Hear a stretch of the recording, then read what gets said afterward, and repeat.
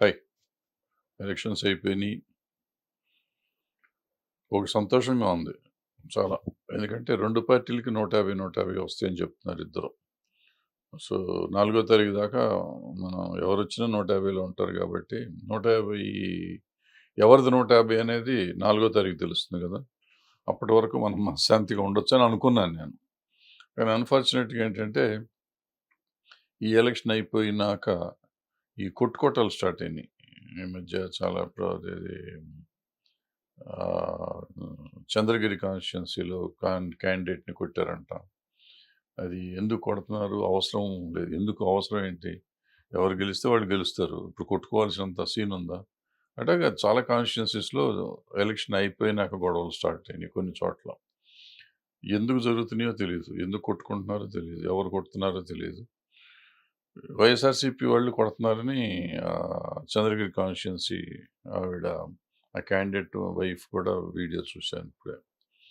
So, నిజంగా అవసరమా? ఒకవేళ గెలిస్తే గెలుస్తారు, ఓడిపోతే ఓడిపోతారు. ఇప్పుడు కొట్టినంత లోపల ఏమన్నా గెలుస్తారా ఈయన?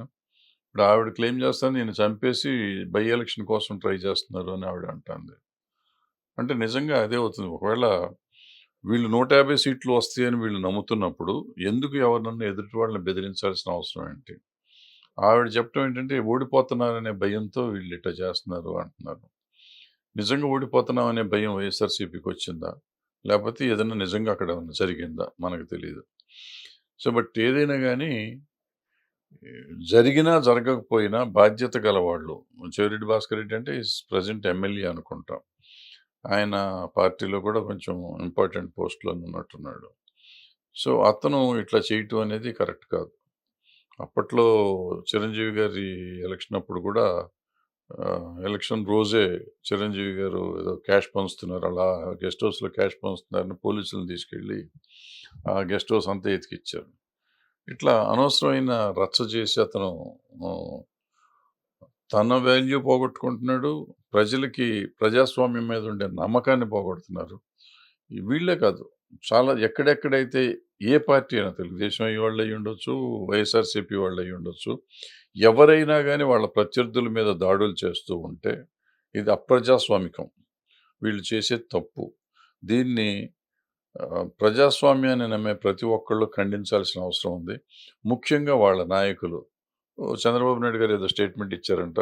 మీరు ప్రశాంతంగా ఉండండి, రెచ్చిపోవద్దని. మరి అది జగన్మోహన్ రెడ్డి గారు కూడా ఇవ్వాలి. జగ పవన్ కళ్యాణ్ గారు కూడా ఇవ్వాలి. మరి వాళ్ళు ఇస్తారా? ఇవ్వరా? తెలీదు.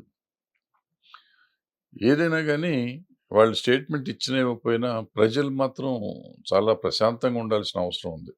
ఎందుకంటే ఈ నాయకులు ఎప్పుడు ఎవరిని ఉద్ధరించరు. మీకు తెలుసుకోవాల్సిన విషయం ఏంటంటే వాళ్ళ పబ్బం గడిచిపోయింది. ఎలక్షన్ అయిపోయింది.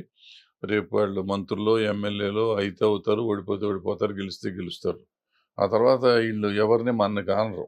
సామాన్యమైన కార్యకర్తలని ఎవరిని ఈళ్ళు పట్టించుకోరు.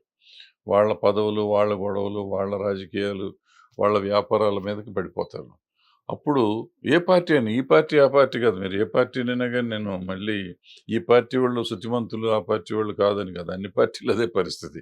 సో, వాళ్ళని నమ్ముకుని మీరు మీ జీవితాలు, మీ పిల్లల జీవితాలు నాశనం చేసుకోకండి. కొట్టుకోటాలు, తిట్టుకోటాలు, చంపుకోటాలు అనేది వద్దు.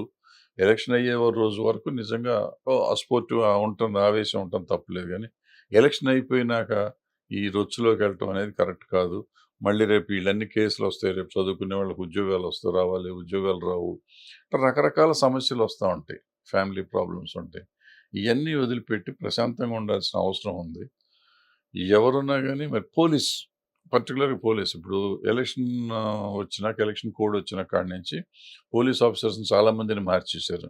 మరి పోలీస్ ఎందుకు ఊరుకుంటుంది? ఆవిడ చెప్తుంటే నేను కొంచెం అది విచిత్రంగా ఉంది నాకైతే.